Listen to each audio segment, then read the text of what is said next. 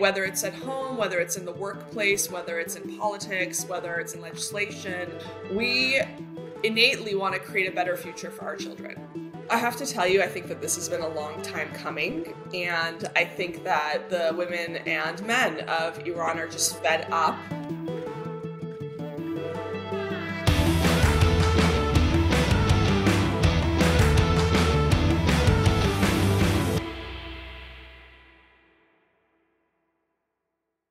Dr. Sheila Nazarian, award-winning plastic surgeon and social media influencer, thank you so much for joining me on Global Perspectives. Thank you, Ellie. It's great to be here finally. It's really wonderful to have you, Sheila. And as you and I are speaking, there are record protests taking place in Iran, our birthplace, with millions of Iranians risking their lives, protesting in the streets. And I would argue it's moved from a protest movement into a revolution. Sheila, you wrote recently in Newsweek about being born in Iran and your family's harrowing escape from the country. Tell us your thoughts as you're watching people taking their lives on the line to protest the regime today. You know, I have to tell you, I think that this has been a long time coming, and I think that the women and men of Iran are just fed up. Just like what's happening in the US under the guise of progressivism, under these amazing buzzwords that sound great, like, equality and, I don't know, all of these things that sort of sound great in theory, but result in what's happened to Iran, going from a country where you can wear mini skirts, fashion forward, beautiful women, to covering up and being oppressed. And I think the people have just had it. And I have to say, I was at a bar mitzvah this weekend and they were playing some Persian music and it hit so different. I've never been more proud of my Iranian heritage, seeing my people stand up for what they believe in, stand up for their core values. And again, like you said, risking their lives to do so for the future of their children. Sheila, I'd love to dig in a little bit to what you said right now. You're describing kind of a before and after, before the 1978 Islamic Revolution of Iran and after. And you were born in Iran during that era. So tell us a little bit more what you're referring to when you kind of describe the lifestyle before and after the revolution. I mean, I was actually born in 1979 and the Islamic Revolution happened. And for a few reasons, we decided to escape and risk our lives to do so. Basically, a bomb from the Iran-Iraq War landed a couple blocks away from our home. And that was kind of a wake-up call. Also, my parents just saw no future for their daughters. It was me and my older sister, and they were just looking around and seeing kind of what was happening for women as second-class citizens. And they were like, we don't want our daughters to grow up here. And the thing that finally pushed them over to leave was my father was the chief medical officer of the Shah's Heart Hospital. And one of his lab techs, he had saved his eyesight. He had diagnosed a parasite in his eye and saved his eyesight. So the lab tech was part of the revolution, low key. And he came up to my father and he said, listen, you saved my eyesight. I'm going to save your life. You're on the list. You have to get out immediately. And so my father left and went to Vienna. He had to leave the passports of me, my mom, and my sister with the government, saying like, oh, I'm just going on a medical conference. We're not leaving. And so he left. And then with the help of some smugglers, my mom and my sister and I went to the bazaar one day, got in the back of a covered car, covered with burlap, covered with corn, taken to the Pakistani border, switched off with a bunch of other people into the back of a pickup truck, luggage at our feet, in the back of this open, truck. And we spent one night in the desert, making our way to Pakistan. The second night, the border guards saw us, started shooting at us. We turned on the lights of the car, started speeding through the desert, made it over a ravine, and the border guards thought it was too dangerous to pursue us, but we made it into Pakistan. And spent a few months there waiting for our visas, finally reunited with my father in Vienna, and then together as a family made it to the United States. It's a harrowing escape, what you're describing. And so from what you wrote about in Newsweek and what you're sharing with us now, the reason your family was willing to, in reality, risk your entire family's lives was because your parents saw no future for you in Iran. You and your sister, they had two daughters, and they saw no future there. And interestingly enough, the revolution that we're seeing right now is a women-led revolution, because it seems to me that all the women of Iran are understanding that they have no future in the country.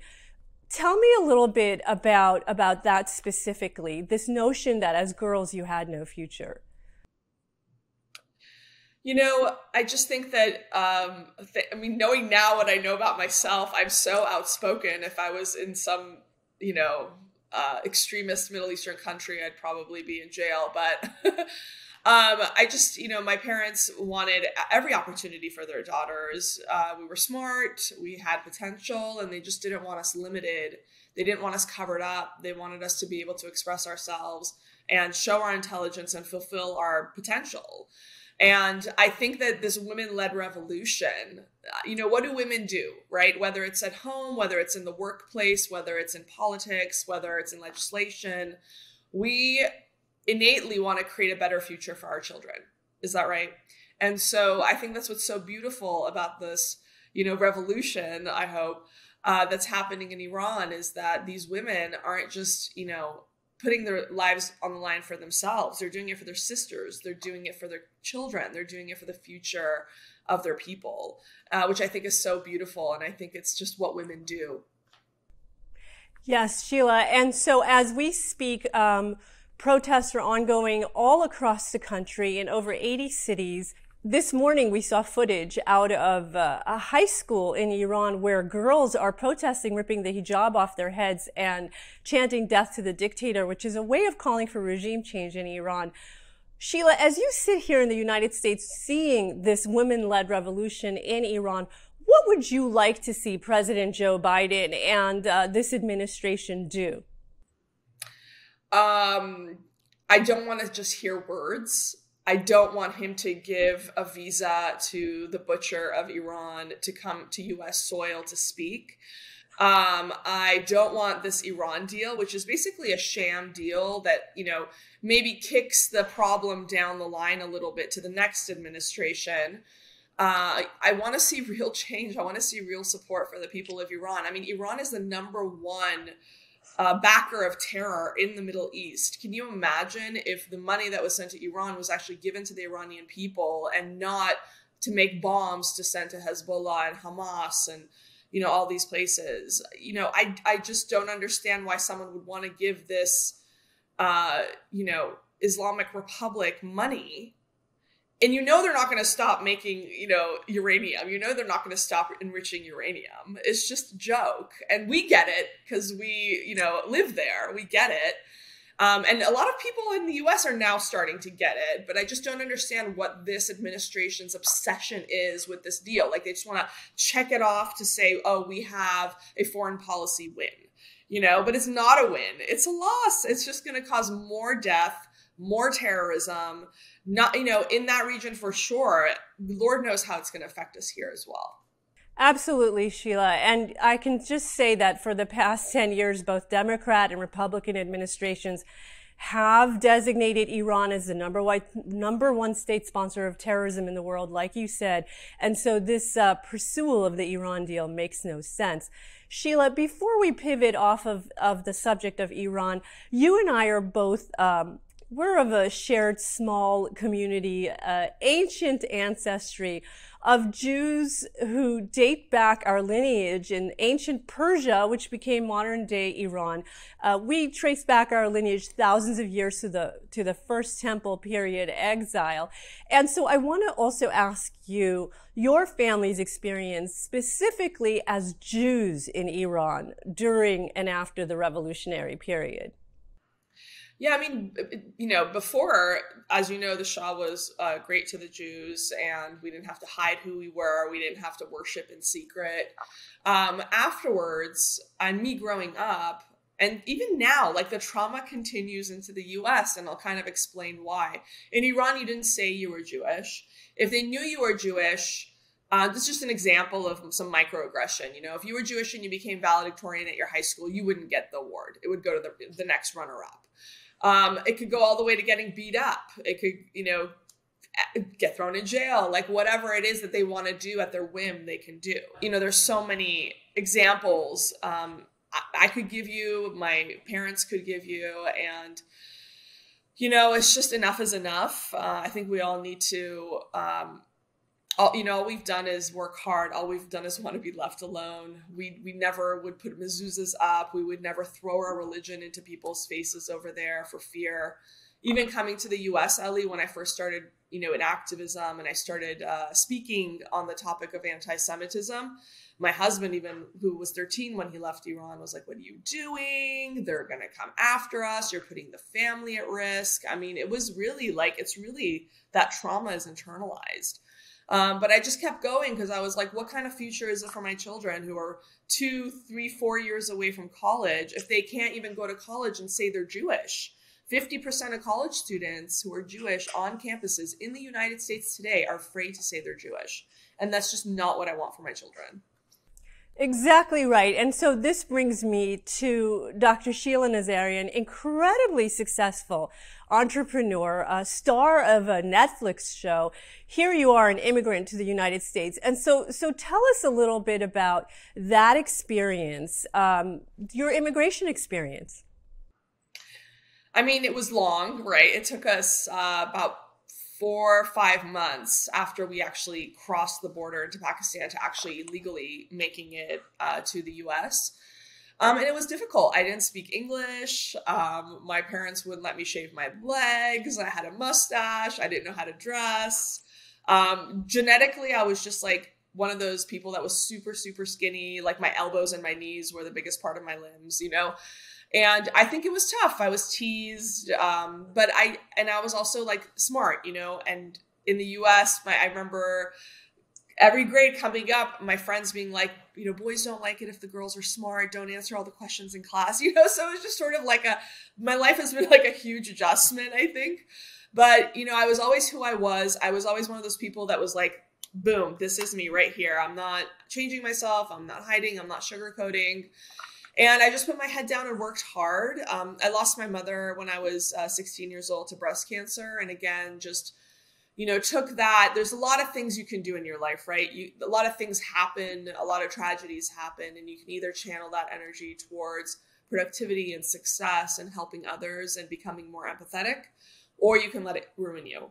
And so I've just been of the mentality that everything happens for a reason. God gave me certain talents and certain gifts and this voice for a reason. And I'm going to use it to help others and to use my platform to sort of move this world forward towards a more positive direction. Sheila, tell us about this incredible platform that you have. How many followers do you have on social media right now? Oh my God, I keep track of this because I'm a psycho, but no, it's close to 1 million just on Instagram.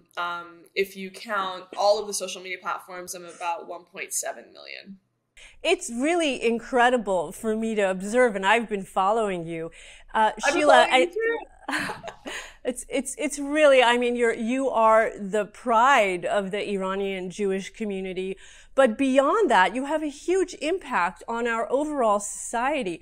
Tell me why it is that you choose to use that platform to combat anti-Semitism, which is something I see you do on a daily basis. You know, Ellie, my goal from the beginning, I sat down with an acquaintance who's now a good friend, but an acquaintance about 5 years ago. And she said, okay, you're going on this Netflix show. What are you going to do? And I was like, I'm going to fight for our people. I'm going to grow my platform as big as I can to fight anti-Semitism. And then she's like, okay. And, you know, about a year ago, she sat down with me and she's like, you did it, you know? And so my goal from the beginning, even when I first hired help for my social media, what is your goal? Do you need more patients? Do you need more skincare sales? What do you need? And I said, no, we're going to fight anti-Semitism. And it's just been my goal, and it's so core. It's like part of my insides, right? It's part of my soul that I just never again is, I think, somewhere written inside of me on my DNA. Again, you are the pride of so many of us, and so we're also incredibly grateful to you that you do use your platform to fight for the Jewish people and for the Jewish state of Israel. Let's talk a little bit about your Netflix special. How did that come about? Yeah, that was actually a goal of mine. So even when I was a fifth-year resident in plastic surgery at USC, one of my attendings asked me, "So where do you see yourself in 10 years?" And I'm like, "I'm going to have my own show." And he's like, "Okay, crazy, like you go do that, you know?" But I've always been in theater. I was a dancer when I was younger. I always joke and say that I've never met a microphone I didn't like. So it was just always my goal to do something bigger. You know, you can help, and I do help patients one at a time, but there's just a certain satisfaction that comes from affecting the masses. And I'm very good on camera. I can communicate some difficult concepts to lay people, medical concepts to lay people in an effective way. And so I actually was under contract with E for a year. That didn't go through, super devastating. And that was like my third pitch. And then one of the producers from that show was working on Skin Decision. And he said, "Hey, let's go get Nazarian." And so that's sort of how it happened. It was very tough. It was 4:30 in the morning. You know, I have 3 kids. I have a husband. I have my practice. So it was almost like being a resident again. It was crazy hours. We were filming about 3 days a week in addition to my practice, but it was I think it changed the face of plastic surgery. I think it was the first plastic surgery show that didn't make a joke of it, and it wasn't kind of like a circus show. It was very docu-series, like docu-style, really following these people through, hearing their stories. Why are they doing this? And I really think from my colleagues, I got a lot of positive feedback, like, "Oh my God, your show gave permission to 2 people who came into my office today to take care of themselves. They didn't feel guilty about it because of your show." And so I think it just helped my practice. It helped the field.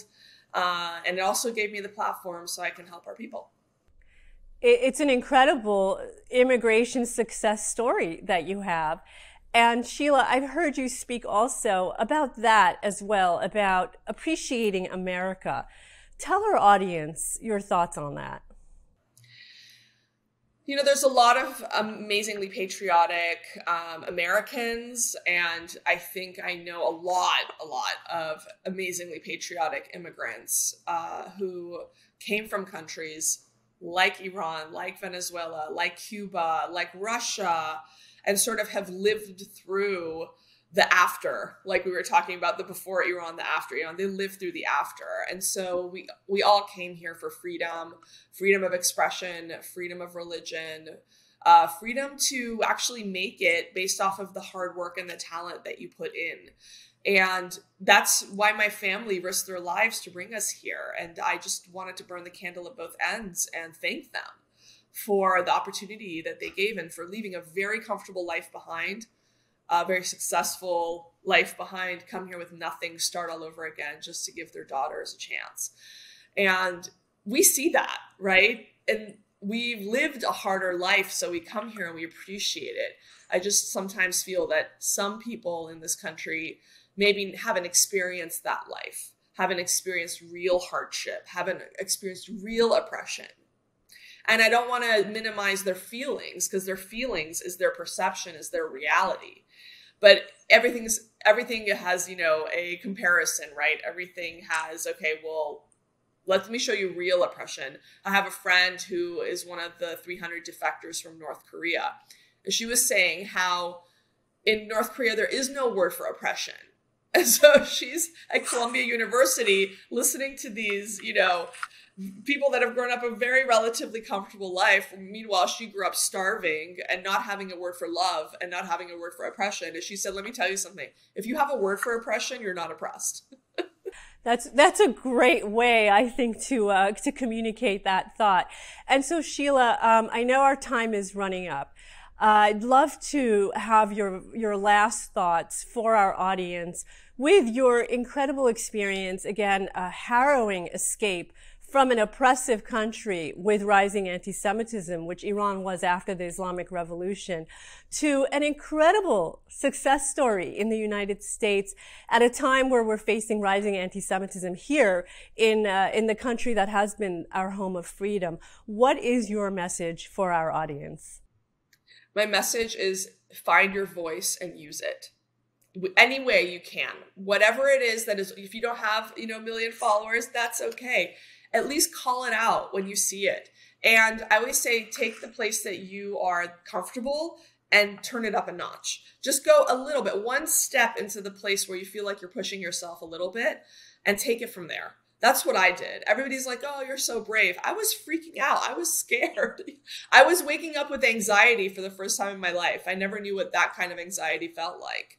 But for a month, I was on my phone during the last conflict in Israel, 8.5 hours a day, in addition to my life, just defending Israel and defending Judaism and and sort of fighting anti-Semitism. I said we were like the Iron Dome of social media, right?